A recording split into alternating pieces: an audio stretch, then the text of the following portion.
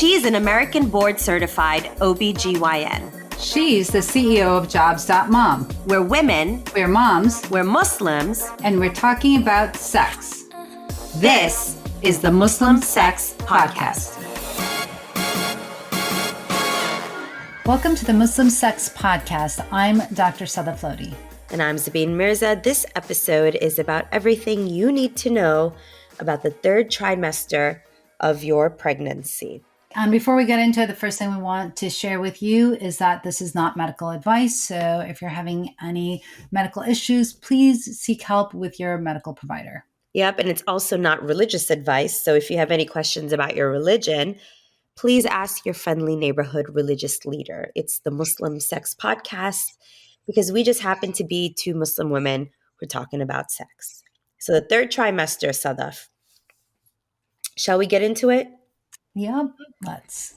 So in the third trimester, right, this is the last stretch. So when do you as an OB consider a woman entering the third trimester? What week is that?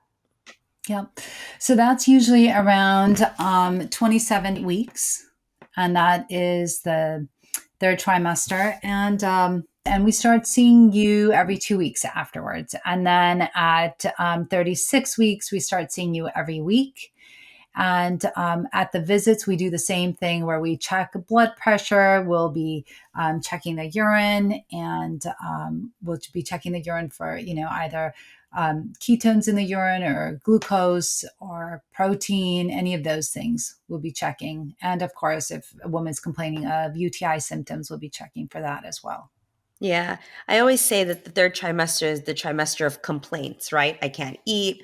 I can't sleep. I can't poop. I just need to pee. I can't move. I can't do this. I'm just miserable. I'm uncomfortable. I'm tired. What are some things that a woman in her third trimester can experience, especially as she starts to get really physically heavy and approaching the end of her pregnancy? Sure. So, a lot of times one of the biggest complaints that we get in the third trimester is cramping, right? Women will start to have those Braxton Hicks. Now, Braxton Hicks contractions are those contractions or cramping that do not cause the cervix to change, what we call as a false contraction. However, if a woman starts to experience that, it's so important to go in and be seen by her provider because it could be nothing, but it could be something. And that's why it's important. And if that happens, then usually what the OB says is they will send you to labor and delivery and they'll have you placed on a monitor. And on that monitor, we take a listen to the baby's heartbeat, but we also take a look at the pattern of the contractions and whether or not they occur regularly or they're sporadic. And then we will always check the cervix digitally. And what we're doing is we are trying to see if the cervix is opening with those contractions. Yeah. And we check dilation and effacement and how high the baby is. Yes. What were you saying? So talk a little bit about, so I have here, in some of my notes here, talk a little bit about what is a Braxton Hicks contraction? Because it's a little different or feels a little bit different, but sometimes it could be hard to differentiate between that and a real contraction. Yeah, I don't really know if a person is able to tell the difference. I mean, the only reason that we know it's a Braxton Hicks versus a real contraction is to check the cervix. And if, the patient is having contractions and they're painful, then, those are painful contractions to her. The difference is whether one changes the cervix or not. And if it doesn't, then those are the false contractions. And if it is changing the cervix, where the cervix is starting to dilate from 1 and going to 2 or 3 centimeters, then we know that the patient is starting to go into preterm labor. And that is the big distinction, is whether or not the contractions are causing the cervix to change. So there's a lot of old wives' tales about Braxton Hicks. You can tell they're Braxton Hicks at home, but you're saying there's no real way to tell except if you are actually looking at the cervix and seeing if it's dilating or not. Is that right? Well, right. So we don't like look at the cervix. We check it digitally with our fingers. Yep. Right. So, when a woman comes into labor and delivery, we'll check her vagina, go through the vagina and feel for the cervix and feel how open that cervix is, and that's what we call dilation, Yeah. is the opening. So as you remember, the cervix is, the end of the uterus. And so we check that cervix to see whether or not it's opening up, to see if a woman is going into labor. Yeah. And, a lot of preparation for labor, all of the third trimester is really with the idea that at the end of this, trimester, the goal is to have the baby, right? And it's something that's usually, it's so funny. And, or at least for me, it was always kind of like I was pregnant, but I forgot that the pregnancy was going to end and I was going to birth a child, right? Because you're pregnant for almost a year, right? So a lot of the third trimester is spent preparing for, or should be spent preparing for childbirth and preparing to go into labor. But um, a lot of women need to understand, and this is something you talk about, and it would be great if you talked about it now, is understanding your delivery options, right? And when you might be indicated for any number of complications or reasons to have a cesarean section instead of attempting to deliver vaginally. And these are things that are going to be discussed in the third trimester with your provider. Sure, sure. So, Zabine, there's, patients definitely can have deliveries prior to, right, their third trimester if for some reason they get really sick or some medical emergency happens and they need to deliver their fetus before the third trimester. But typically in the third trimester, as they come in for their visits, like we stated before, we'll be checking for the diabetes, we'll be checking for the blood pressure. And preeclampsia is typically one of the biggest reasons why patients may end up having to deliver early. And that's if they end up having severe preeclampsia. And those symptoms would be, high blood pressure, protein in the urine, but also changes such as visual changes, headache, if they start to experience some fluid in their lungs or any right upper quadrant pain, any of those things can be signs of severe preeclampsia. So that's very important to know and to understand. Or a persistent headache that is not resolved with Tylenol. That's also very important to let your OBGYN or your, OB provider, it could be your midwife. Also, in terms of, you were talking about options. So, really, we want all OBs always want their patients to have vaginal deliveries. I mean, that's kind of like our hope because that is the safest mode of delivery for the mom. And typically, the least amount of complications happen with normal vaginal delivery. Now, in terms of, there are definitely reasons for cesarean sections. And some of those reasons can be, and we touched upon it a little bit, was placenta previa. And that's where the placenta covers the cervix and it doesn't move up in the pregnancy and can result in some bleeding. And if that placenta previa stays that way throughout the whole pregnancy, then the patient will require a C-section at usually at about 37 weeks. Also, if you have multiple gestations, so say you have twins or triplets, triplets are always delivered via C-section. I've never seen triplets vaginally delivered. Twins now, you can have vaginal deliveries. And I've actually delivered a few sets of twins vaginally myself in residency and also in private practice.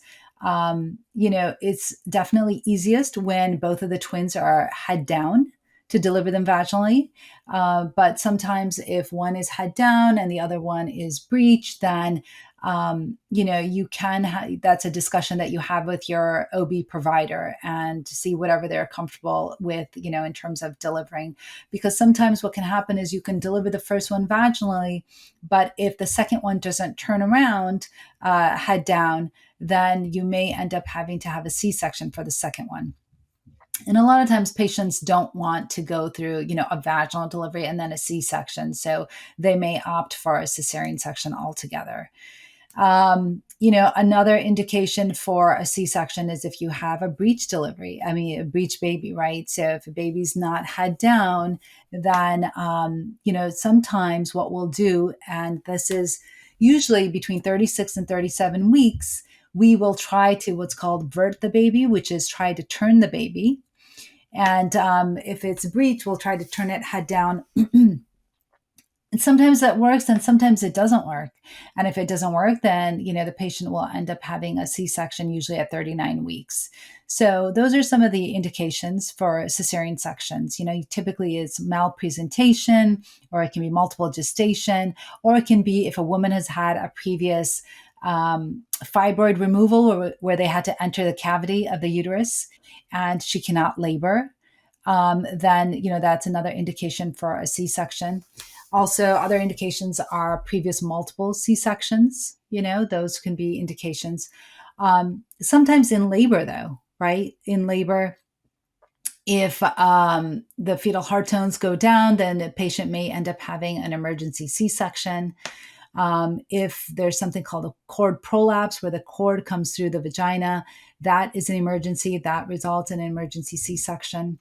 It can also be where the patient has if their cervix is just not dilating, right? And they've been in labor for over 24 hours and they've been given Pitocin and their bag of water is broken and they're laboring. And now it can be even 18 hours, 18 to 24 hours. And they end up having to have a C-section because there's failure to progress and their cervix is not dilating.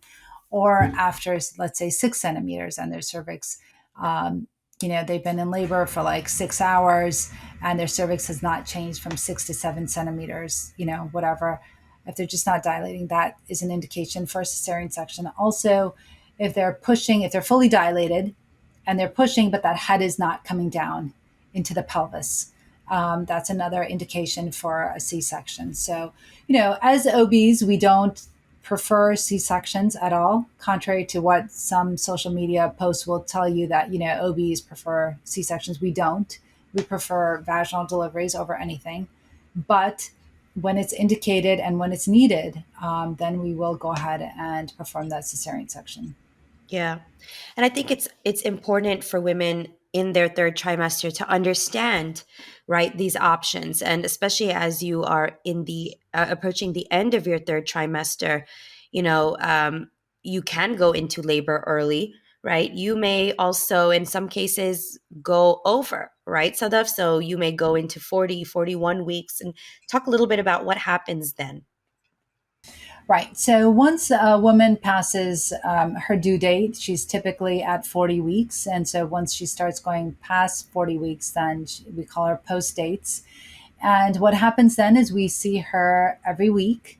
Again, the most we'll let her go is, 41 weeks and a few days. I mean, we don't like the pregnancy to go definitely not past 42 weeks because there's a higher risk of stillborns, Zabeen. So we have to be very mindful of that. And so we will, a lot of times patients don't want to be induced. They want to try to go into natural labor, and we respect that. However, we don't want to endanger the life of the fetus.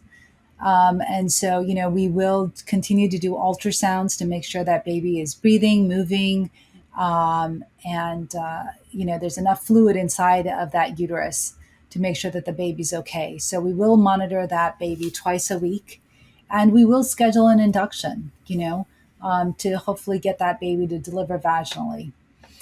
But it is important, some of the signs of labor that we always tell moms to watch out for are uterine contractions that are long and strong and close together. So we do what's called the 5-1-1 rule, which is contractions every 5 minutes, lasting 1 minute for 1 hour. And that's important because, especially for new moms that may not be sure, when to go in and what do I look for, those are, in terms of contractions, that's what we usually tell them. We also tell them if their bag of water breaks, right? If they have a gush of fluid that is, you're just continuously leaking fluid, then that's important for you to call your provider and to also go into the hospital and be evaluated. Now, sometimes, it happens where a woman may, urinate on herself when she coughs or something like that. And that's because that big uterus is pressing on that bladder. And that pressure sometimes can cause leakage of urine.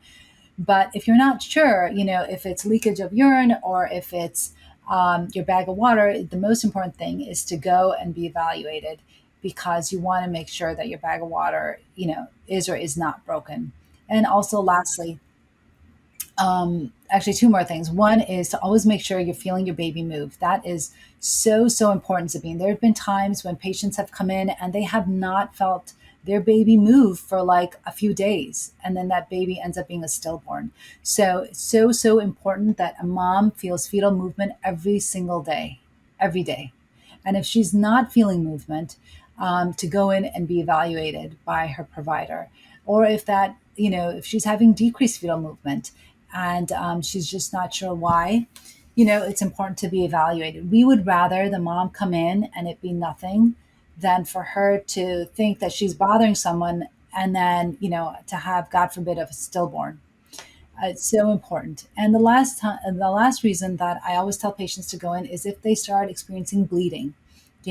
That's very important. If you're having bleeding and you're in the third trimester, or regardless of whatever trimester you're in pregnancy, you really should not be bleeding. So if you are bleeding, make sure you go and see your provider and get evaluated to figure out what the cause is and what needs to be done. Yeah, and I think that's important, and I think it's exactly what you've been echoing. As we've been taking this journey through all the trimesters, right? Keep an eye on your body. Do not be ashamed or embarrassed or scared to bother, quote unquote, your medical provider. They're there for you, and as Sadaf, you mentioned, you'd rather err on the side of caution than be faced with something that's really just unpleasant, unfortunate, like a stillborn or some other awful pregnancy complication. And I think having this knowledge is so important, and really trusting your provider and following the medical guidance is absolutely critical to successful outcomes for mother and for baby. Really. So I think we're done here, Sadaf. It's been real and really intimate as we cover the third trimester. And as always, if you have any questions at all regarding your health, please speak with your medical provider. Yeah. Until next time, this is the Muslim Sex Podcast.